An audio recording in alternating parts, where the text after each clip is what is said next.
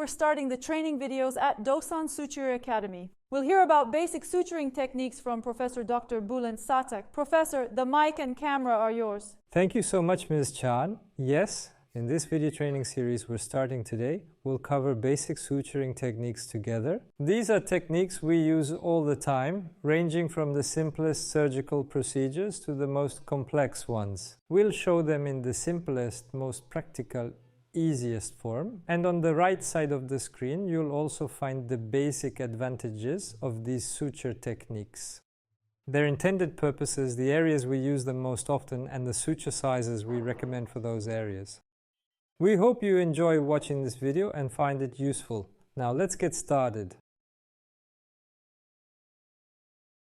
In this video, we'll be discussing the deep dermal vertical suture. The deep dermal vertical suture is what we use to gently bring the subcutaneous layers closer together in cases where the tissue width is large and closing the skin would create excessive tension on the skin and lead to poor healing outcomes.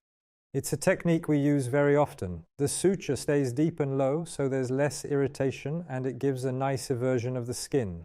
Since the knot will sit underneath, we start suturing from the side where the knot will be located. We pick up the tissue with a slight eversion. We start deep and bring our needle out through the surface. Since I'm using a braided suture in this video, to stop it from cutting the tissue, we carefully and deliberately take up the excess suture thread at every needle entry and exit. Now we're moving across. This time we go from the surface layer down toward the deep layer with a controlled transition. Our needle has completed the turn. We're now taking our needle and once again taking up the remaining slack of our thread. We bring the short end forward before the long one. Now we can start tying the knot.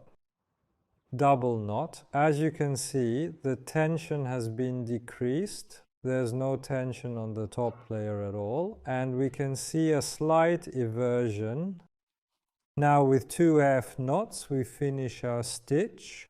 Our knot is underneath. To keep the knot from showing, we carefully cut our thread as deep as possible, right up close to the knot to ensure it stays completely out of sight.